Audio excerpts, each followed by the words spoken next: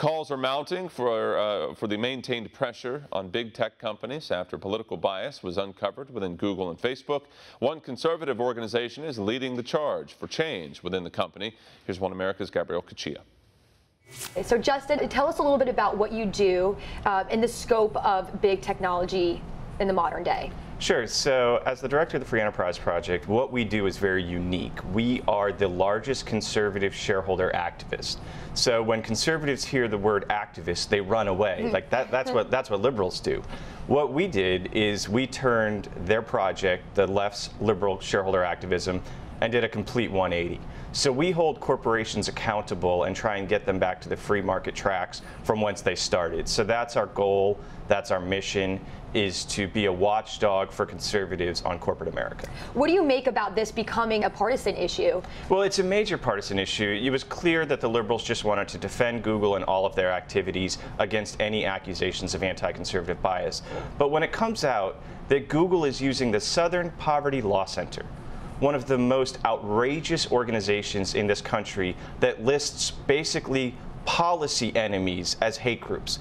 So that just goes to show if that's who they want to partner with, that's their worldview. And what was clear to me from the hearing is that Sundar's worldview is the worldview of Google, is the worldview of their employees, is so liberal that he doesn't understand conservative complaints about the bias at his organization, pushing back on the Trump agenda. And this came up in the hearing, that there's a Google resistance group inside of Google. It's an organized group. And so that tells you a few things. First thing, the scary part, if they're talking about using their tools to resist the President of the United States and his agenda, that means the tools are powerful enough to do it. And when Sundar was asked about it at the hearing, if they had investigated this or looked into it, his answer was no. The infamous James Damore, the Google engineer, wrote a memo telling the company it needed to increase diversity. And what is diversity? It's diversity of belief. It's your ethos, not what you look like. It's what you are on the inside. And that's the message he was trying to bring.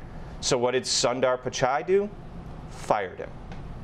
Because Google has no interest in diversity of thought. So what do we do if they have zero interest? How do we have the government tell these tech companies to open up their markets, open up their thoughts? So it's a great question, and there are some conservatives that are so angry, and I hear from a lot of them, that we need to start regulating tech. I think we need to run away from that idea as fast as we can. The hearing, if anything, showed that these folks in Congress would have no clue how to actually go about regulating tech. It would be very ham-handed. So I think what we're starting to see happen is when Jack Dorsey was on the Hill, he admitted that they have a liberal bias problem.